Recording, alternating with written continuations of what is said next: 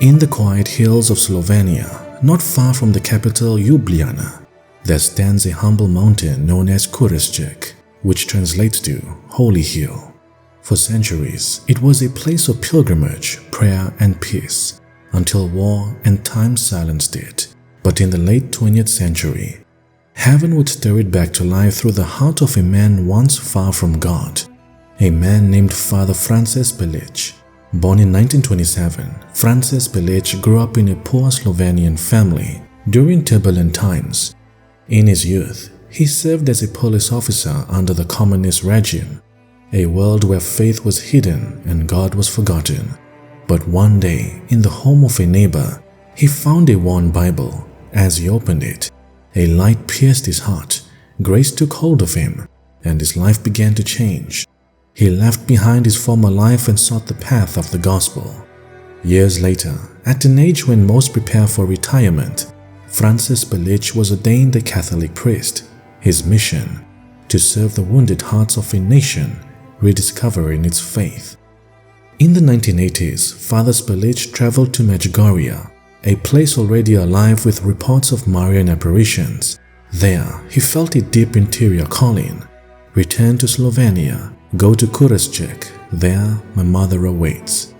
When he returned, he found the old chapel on Kurescek hill in ruins, overgrown, abandoned, and forgotten. Then, on February the 10th, 1990, something extraordinary began. As Father Belich prayed alone on the mountain, a soft light filled the air. Before him appeared the Blessed Virgin Mary, radiant, clothed in white, her mantle shimmering with peace. She spoke gently.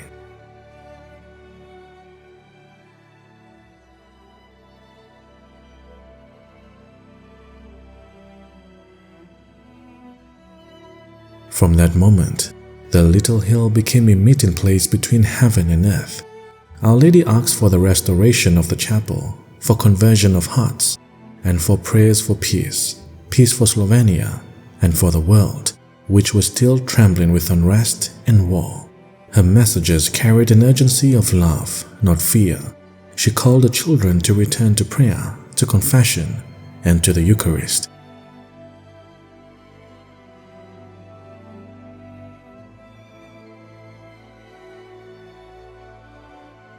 Her words echoed the heart of the gospel, a mother pleading with her children to take refuge before the storm. Father Belich would later share that his mission at Kurescek was not without suffering.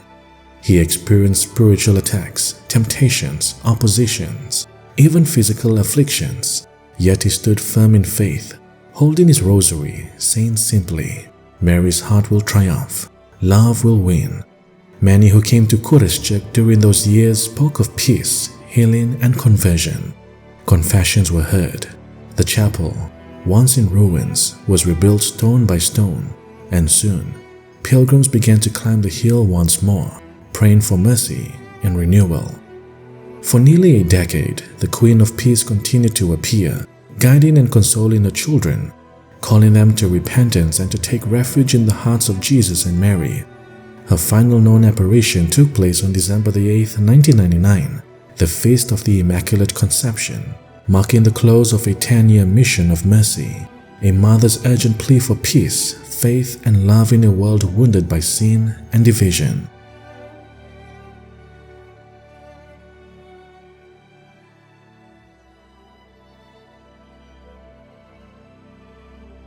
As the apparitions came to an end, Father Belich continued to guide pilgrims and celebrate Mass on the hill.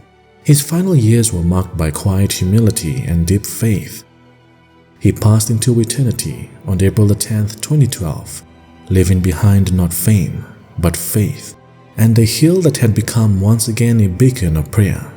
Today, the sanctuary of the Queen of Peace at Kurescek stands restored, its white walls gleaming against the forest green. Pilgrims still climb the path with candles and rosaries in hand, whispering prayers for healing, for peace, and for the world. From a forgotten chapel, Mary has built a refuge of grace. From a converted policeman, God raised a priest of faith. Her message still resounds: remain faithful, pray, and do not be afraid. My Immaculate Heart will be your refuge, and peace will dwell again among my children. The story of Kurescek reminds us that heaven never ceases to call, even from the smallest hill, even through the humble heart.